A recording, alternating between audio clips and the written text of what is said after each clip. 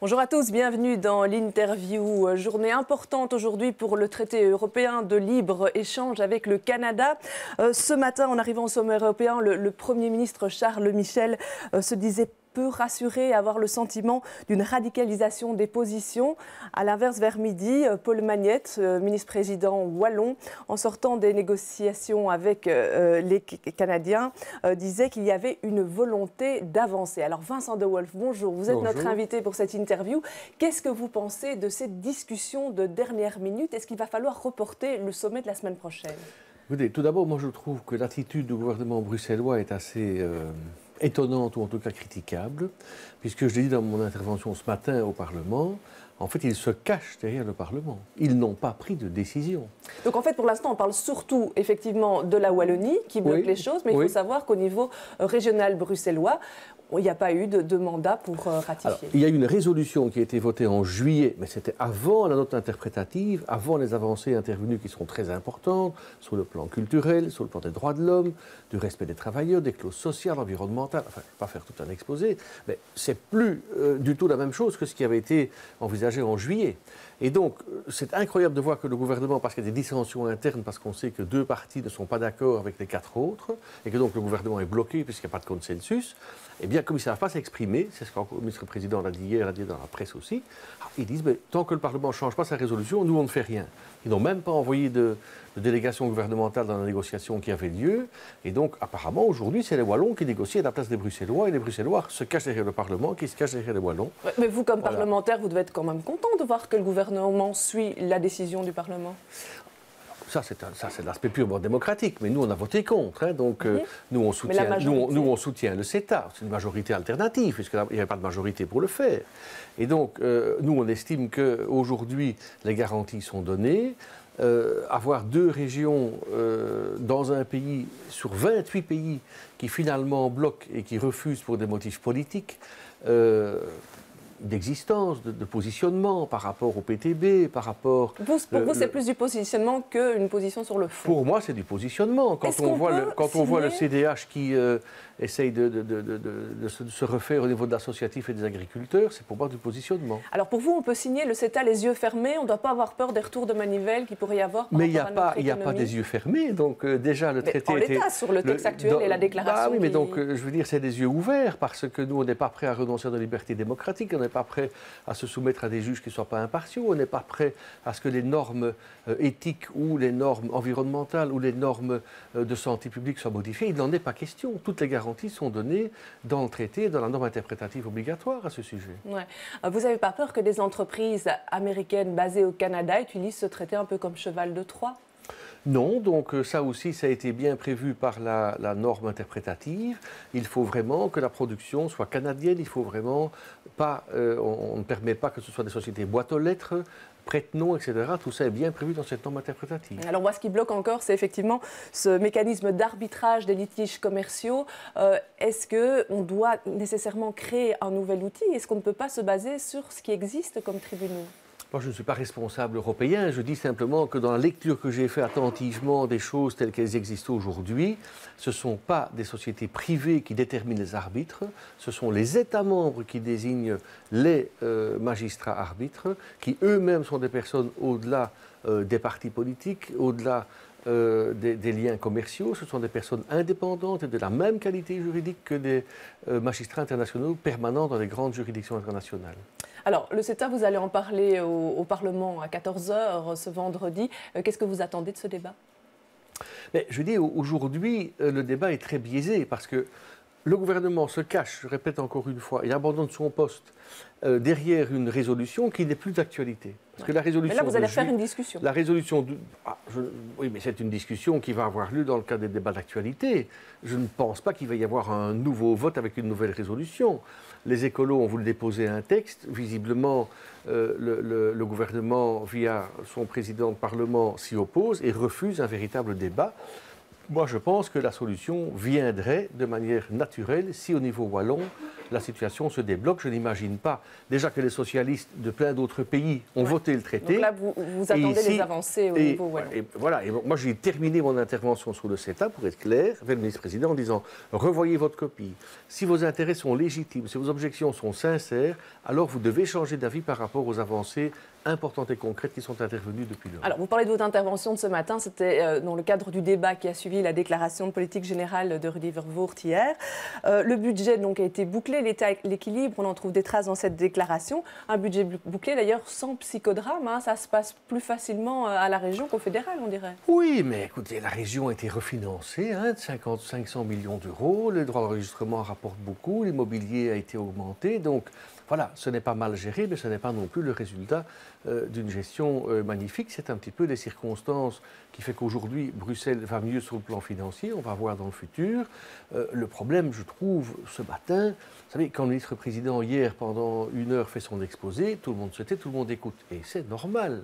Pourquoi est-ce que quand l'opposition commence à parler ce matin, il y a des colibets? Vous êtes senti chahuté?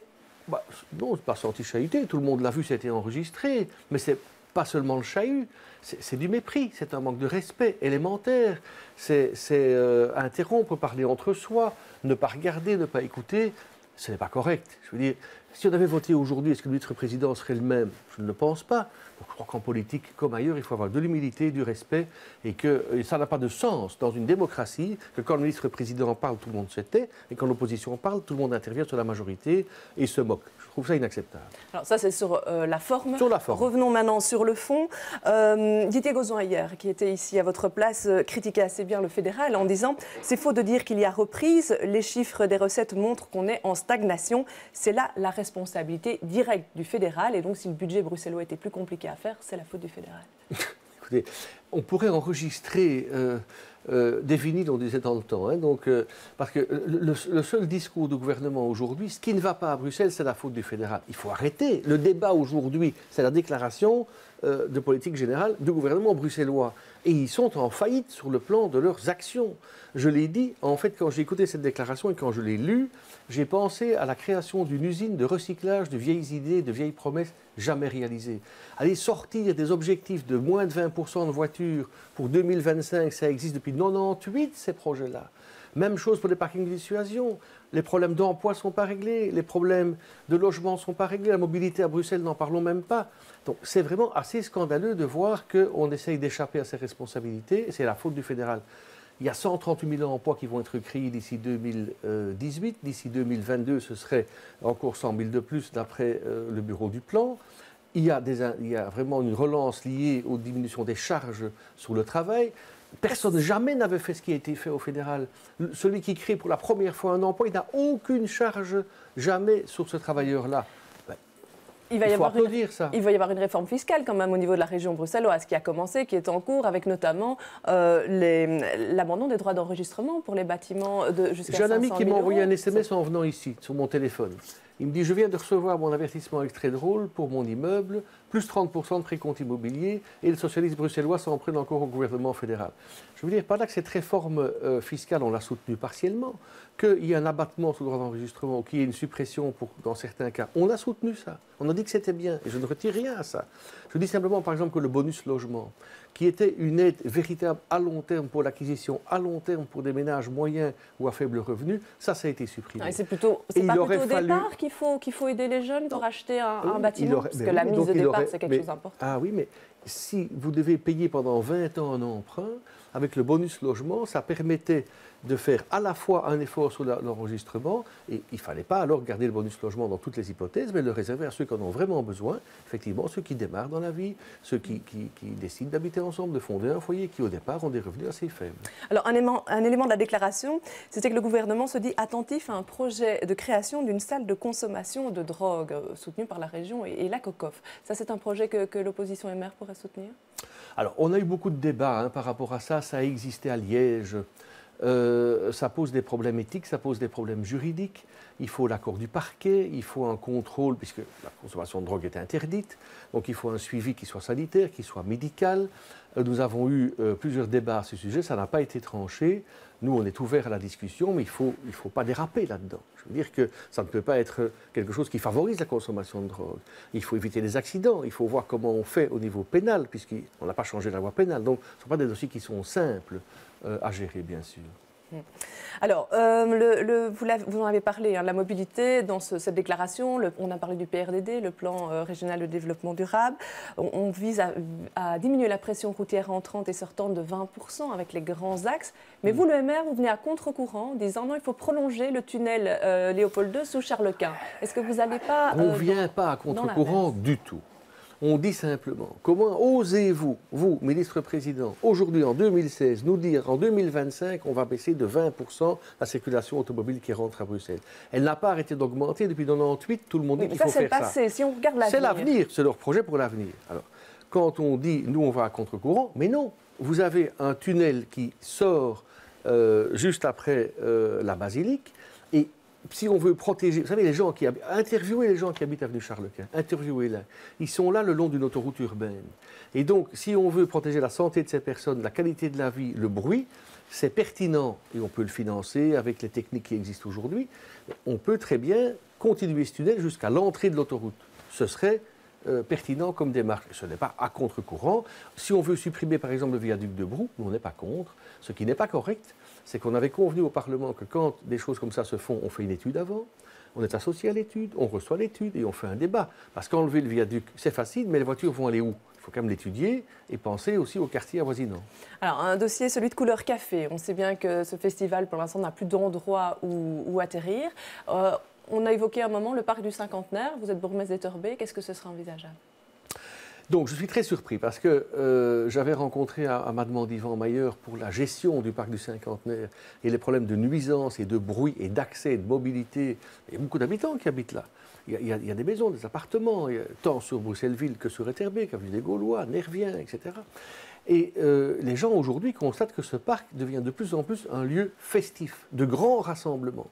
Or, les directives européennes disent qu'en ville, dans une densité urbaine comme la nôtre, les grands parcs doivent servir de repos, de délassement. C'est en journée, mais en soirée, c'est... Ah oui, d'accord, mais à partir du moment où vous avez une musique importante qui fait que les vitres tremblent, que les murs tremblent dans les maisons avoisinantes, je ne sais pas si vous apprécieriez beaucoup. Alors donc moi, je ne dis pas... Non. Je n'ai pas dit ça. J'ai dit que, je ne comprends pas que ça a été lancé sans aucune concertation avec Etterbeek. Et si on vous concertait maintenant ? Premier élément. Mais si on me concertait maintenant, je répondrais... Eh bien, étudions ça avec une étude d'impact, une étude d'incidence. Prenons des mesures avec l'IBGE. Ça va durer combien de temps? Quelles seront les heures d'ouverture? Quelles seront les normes de bruit au niveau des décibels? Et faisons une réunion d'habitants avec les deux quartiers concernés. Ça, c'est une façon de gérer. Mais pas de lancer comme ça, on va le déplacer au Cinquantenaire sans aucune mesure. Très bien. Je vous remercie d'être venu sur ce plateau. Je vous remercie de nous avoir suivis. Demain, dans l'émission Les Experts, les invités seront Joël Maison et Karine Lalieu. Je vous souhaite un bon week-end à tous.